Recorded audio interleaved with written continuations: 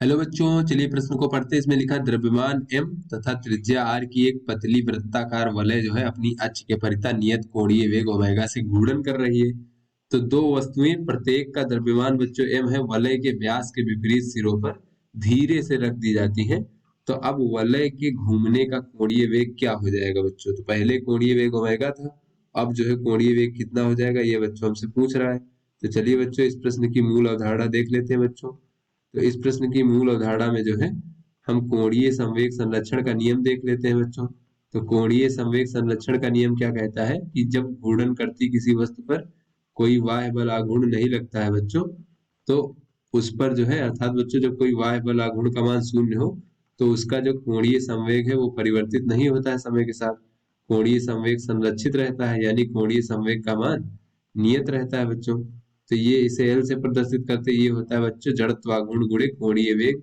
ये बच्चों नियत रहता है और परिवर्तित नहीं होता है। तो चलिए बच्चों अपने प्रश्न को हल करते हैं। तो यहाँ पर बच्चों कहा जा रहा है कि एक हमारा बच्चों वलय है इस प्रकार से, जिसका द्रव्यमान बच्चों m है और त्रिज्या r है इस प्रकार से, और ये अपने अक्ष के परितः ओमेगा कोणीय वेग से घूम रही है बच्चों इस प्रकार से।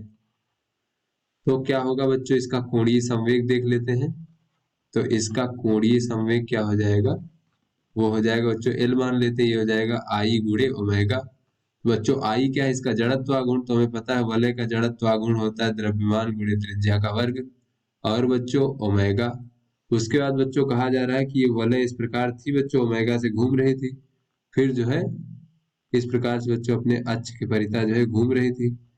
तो उसके जो है व्यास के दोनों तरफ एम द्रव्यमान के दो गोले बच्चों इस प्रकार से, या फिर दो वस्तुएं जो है आराम से धीरे से रख दी जाती हैं कि इस पर कोई बल आघूर्ण वगैरह ना लगने पाए।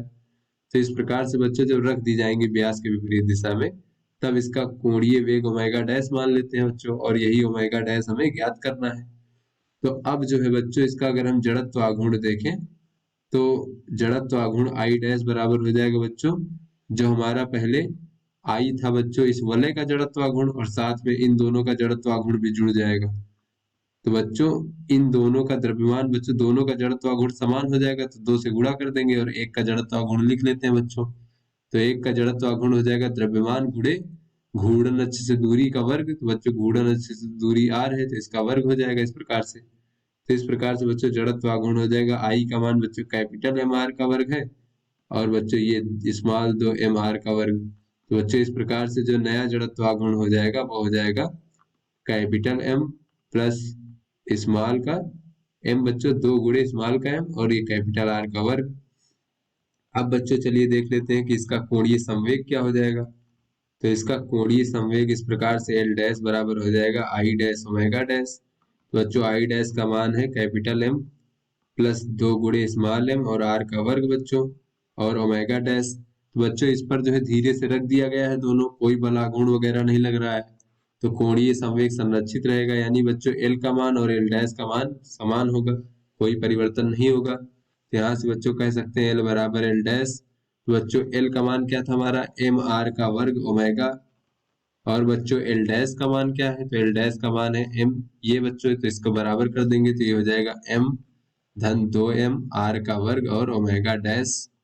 बच्चों ये आर का वर्ग कट जाएगा बच्चों, और ये जो हमारा नया कोणीय वेग ओमेगा डैश होगा वो हमें ज्ञात हो जाएगा बच्चों कैपिटल एम ओमेगा भागे कैपिटल एम धन दो गुणे स्मॉल एम। तो चलिए बच्चों अपने विकल्पों को देखते हैं। तो बच्चों ओमेगा एम भागे कैपिटल एम प्लस दो एम, ये जो बच्चों हमारा बी विकल्प है ये हमारा सही विकल्प है। तो बच्चों आशा करते हैं ये आपको समझ में आ गया होगा। धन्यवाद।